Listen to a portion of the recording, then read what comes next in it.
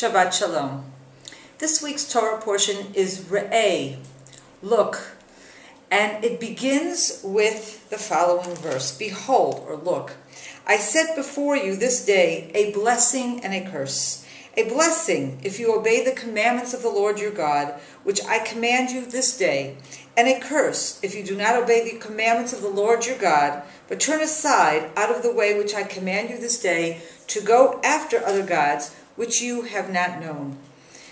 This portion begins, of course, with the description of the covenant that the children of Israel will enter into, or actually re-enter into, with God once they enter the land of Israel. And here this covenant is talked about in terms of a blessing and a curse. The next few verses tell us exactly where this is going to happen. We learn in verse 29 that the blessing will be placed on Mount Gerizim, that the curse will be placed on Mount Ebal, and then we learn where exactly these places are in verse 30. This is Deuteronomy 11, verse 30. Where are they? They are east. They are in the land of Canaan. They are east of the Gilgal, near Elon Moreh, near the oaks of Moreh.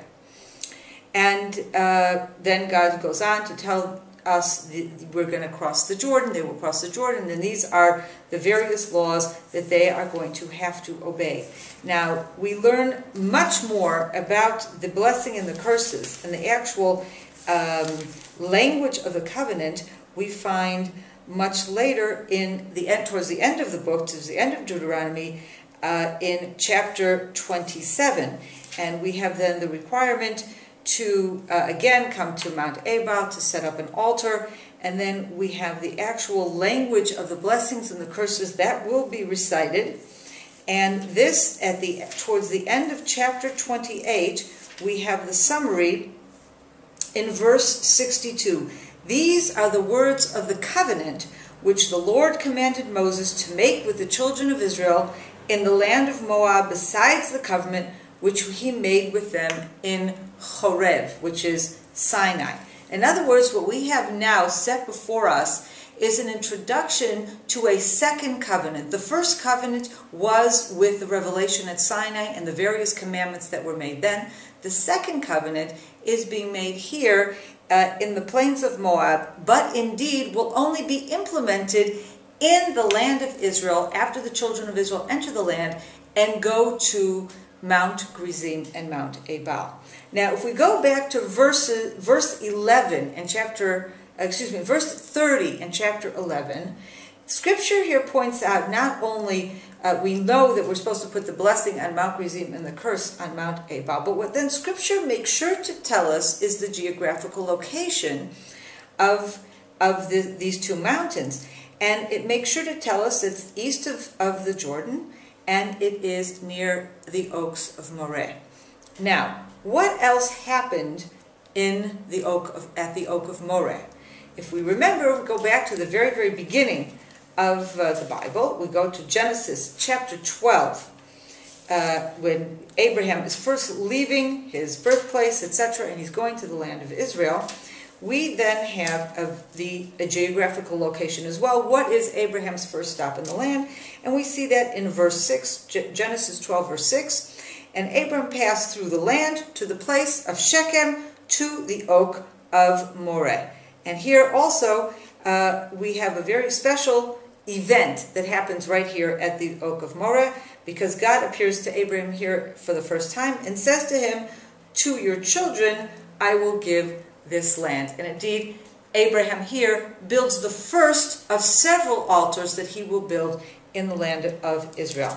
Now, in my mind, if I look at this geographical notation in Deuteronomy 11, verse 30, and it refers me back to the oak of Moreh, I'm thinking that there's much more than a geographical connection here. There's actually a thematic or a spiritual connection. And I think the connection actually is very clear.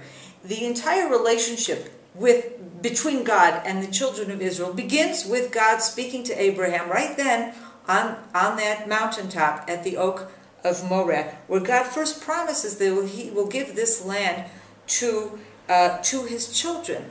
And that is a promise that Abraham immediately follows up with building an altar. Here too, in Deuteronomy 11, and then as it is fleshed out in Deuteronomy 27 and 28, we learn that we have a covenant between God and the Jewish people that is going to be carried out right across the way from the Oak of Moreh. It's going to be at Mount Gerizim and Mount Ebal, and there too it is preceded with the building of an altar that we actually learn more about in Joshua chapter 8. There's a major difference, though, between the relationship that is set up between God and Abraham and the relationship that is set up between God and the Jewish people later on. The initial relationship between God and Abraham is a covenant, and in fact, whereas initially we see it described in Genesis 12 as a promise, this promise grows into a covenant that God makes with Abraham. And all throughout the relationship between God and Abraham and what is later passed on to his children, to Isaac and Jacob, and then on to the children of Israel, is indeed, you can call it a covenant, but it probably is easier to understand as a promise, because indeed it is a one-sided covenant.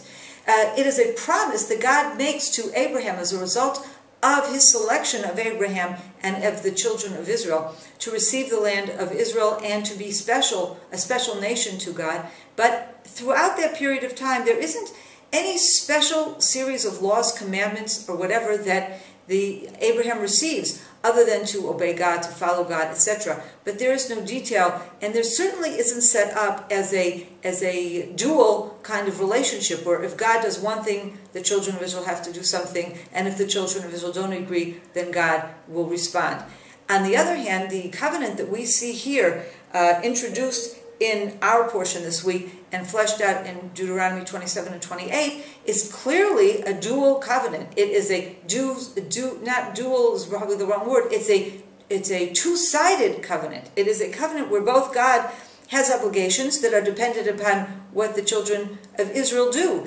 If the children of Israel are good, they will be blessed. If the children of Israel are bad, they will be cursed. And this is fleshed out very, very carefully, together with a series of commandments that makes up a great deal of the book of Deuteronomy as well. All these different specific commandments and obligations that the children of Israel have towards God.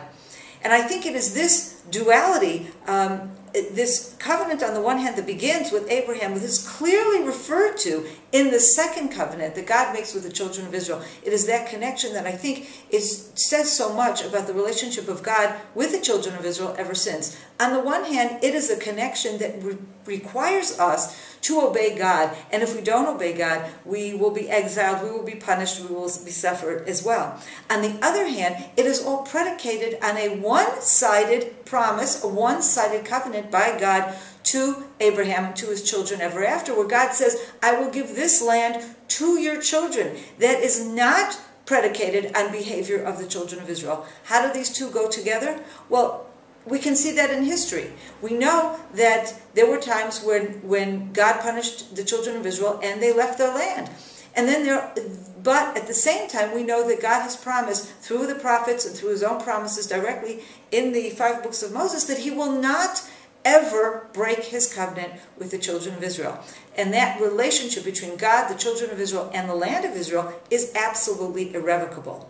This then is really, in my sense, the meaning of this verse in chapter 11, verse 30. The connection between these two promises is essentially represented by the geographical connection. God brought us back to the very same area, to the area of the Oak of Moreh, just across the way, to Mount Gerizim and Mount Ebal. And he brought us back in a way to connect those two covenants. The covenant that depends upon our behavior and the irrevocable covenant that God made with Abraham.